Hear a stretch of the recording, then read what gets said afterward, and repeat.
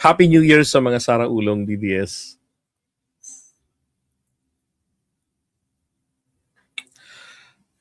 Good morning po sa inyong lahat mga kapatids. Pag-usapan naman natin ngayon, hong skandal kuno ni F. Eliza na pinagkakalat ngayon ni na Maharlika, ng mga DDS, at pinaniniwalaan ng mga taga-batis ng Kamangmangan. Nakakadiri, nakakasuka. Meron siyang skandal. Ayun na. Eto, bibigyan ko kayo 5,000. Bigyan niyo ako ng link ng skandal na yan, ng video na yan. Puro picture lang yan. Puro mga Boma Labs na mga pictures. Yung kanilang inilalabas sa sinasabi nila. Meron pang ini-interview yung Dean Chase na ini-interview siya ng Maharlika. Naghahamon kay PBBM, nakasuhan siya. Praning pala yun. Nasa Amerika yun. Wala yun sa Pilipinas eh. Paano makakasuhan dito? At kahit makasuhan sila doon, di ba? Hindi naman sila pwedeng ma-extradite dito. Pagmumultahin lang sila if they were found guilty doon sa US. Di ba? Naloko-loko. Alam niyo ginawa po rin nila yan dati kay Leila de Lima. So ngayon, kay F. Eliza naman po. Tong picture na ito, I'm sure very much familiar yan sa inyo.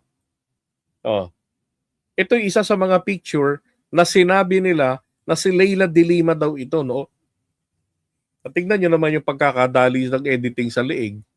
Putik na yan. Hindi nyo pa tinaga. Diba? Pinaputi nila. Kasi dati maitim ang kulay. Dark yung kulay niyan. Talagang yan, hindi ganyan na maputi. Ngayon pumuti. Pero in-smudge lang nila yan. Lighter lang nila ng konti eh. Tapos, eto si F. Eliza daw. Binarat-barat lang nila ng konti yung pisngi, ganyan. Di ba? At kung titignan nyo na naman, ako, marunong din ako mag-edit eh. Dati ako nag-Adobe Photoshop. Tignan nyo naman, parang masyadong humaba yung leeg pagdating dito. No, hindi pumantay ang kulay. Di ba? Sumobrang puti rito. Hindi pumantay. Dapat yung part na ito na bandang loob, madilim yan, ganyan, because of shadow. Pero bakit sobrang light, may ilaw dito? Di ba? Mga loko-loko, magkaiba eh. At saka, hindi ito si F. Eliza. Ang layo ng itsura. Di ba? Ang layo.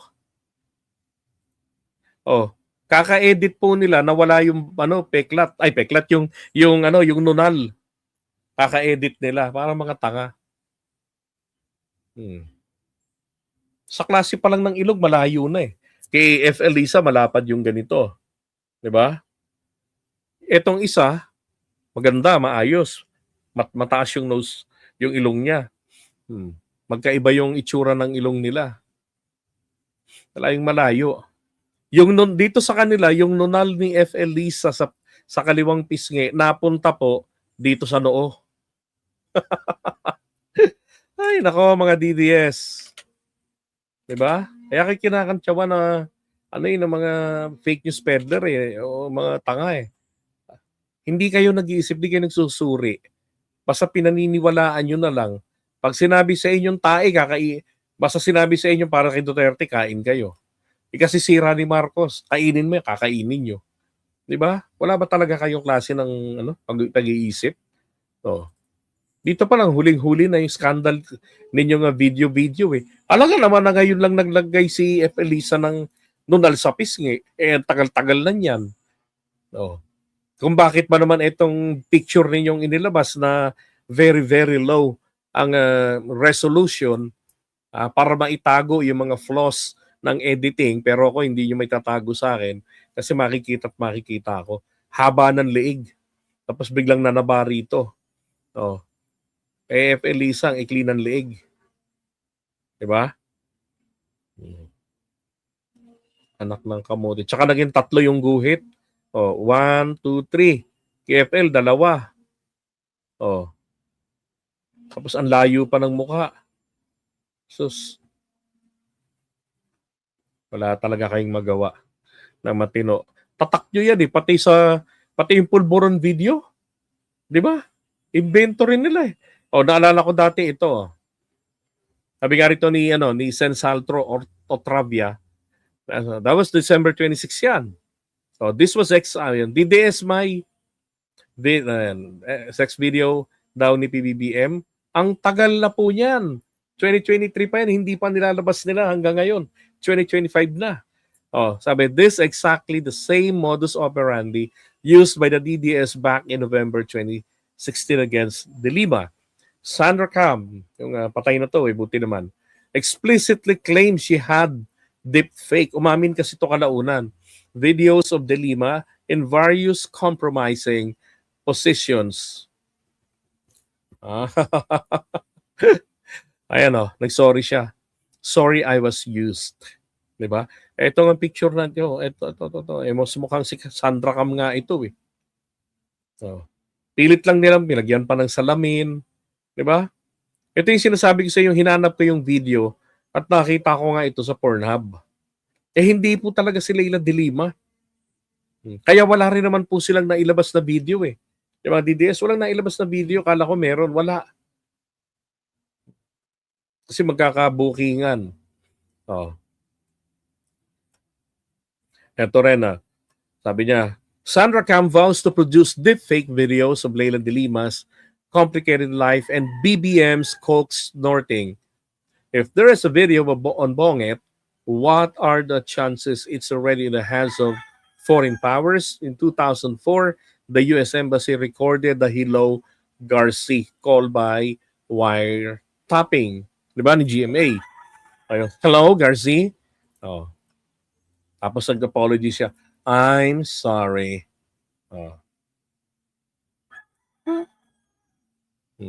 Ito yan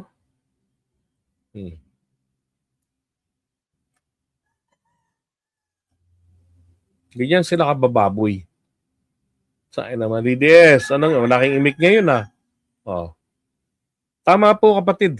Tanim ebidensya ang ginagawa nila. Tapos, ginatungan pa ng promotor. Ano sabi ni Tatay Diggs? Kaya dati hirap na hirap akong idepensa yan Pagka hinahanapan ako ng pruweba, sabi ko, nako, wala talaga akong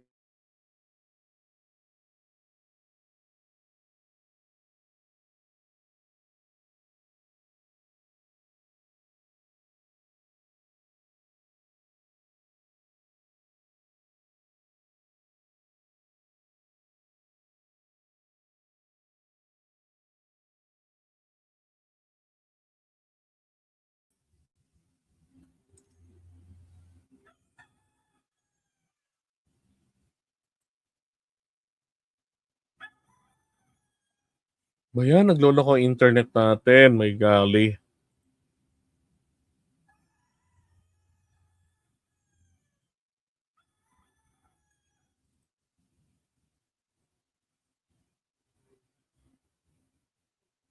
Okay, I'm back. Alright, so balik ko lang yung picture. Nagloloko yung internet. Sabing umiiyak siguro ng DDS. Kasi booking na naman yung kanilang paninira. Ay, nako.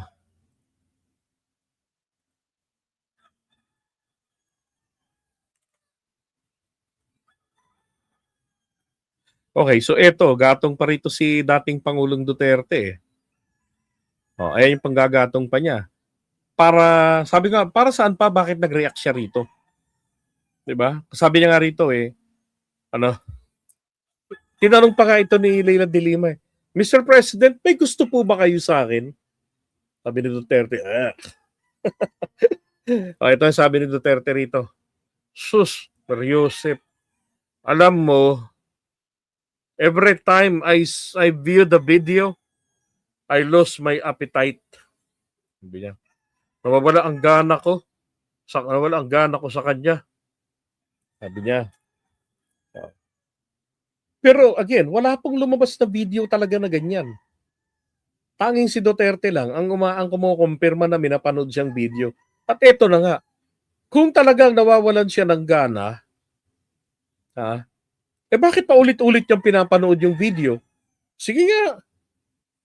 Di ba, nawawalan ka ng gana, ba't pa ulit-ulit mo pinapanood yung video? Oh, manyak lang talaga. Ay, nako.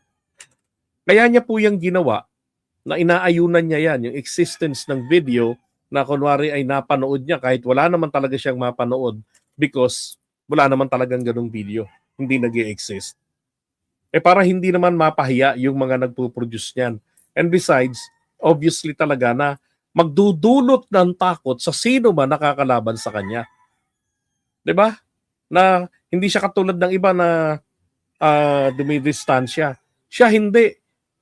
Kasi alam niya meron siyang absolute immunity for 6 years during his presidency.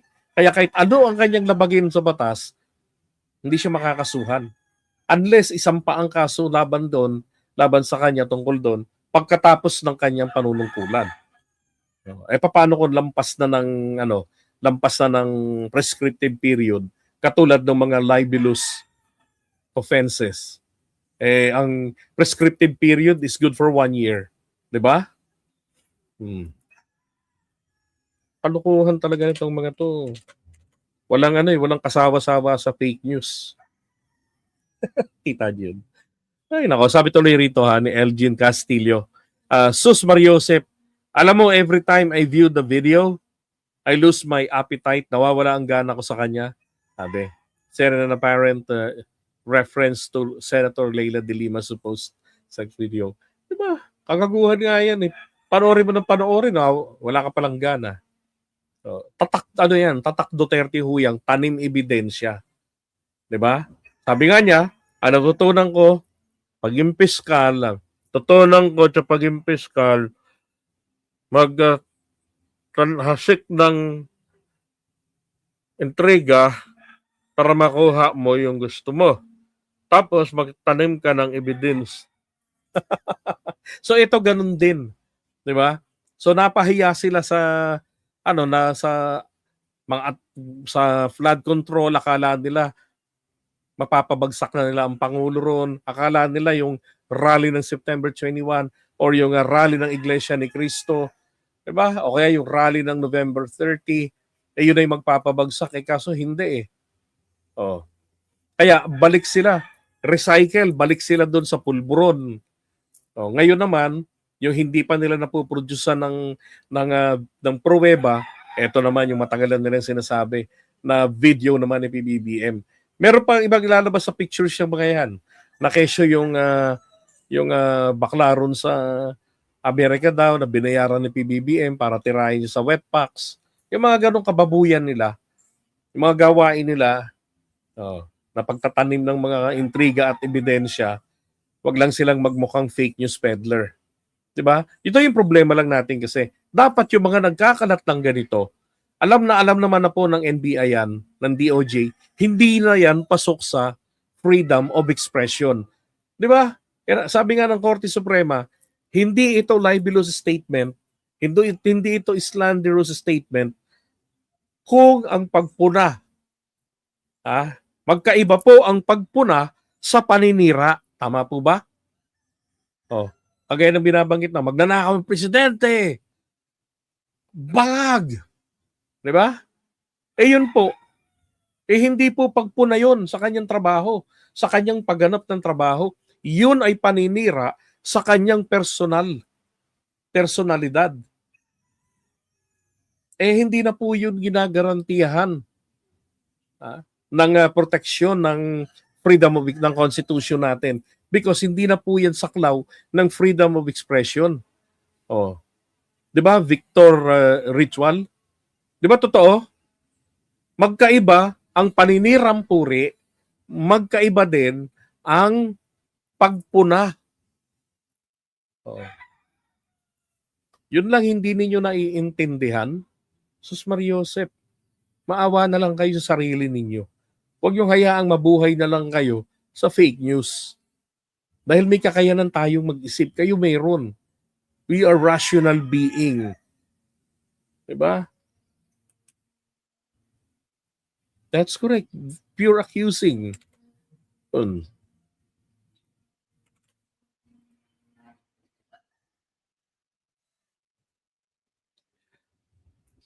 Ay, nako. Kayo talaga.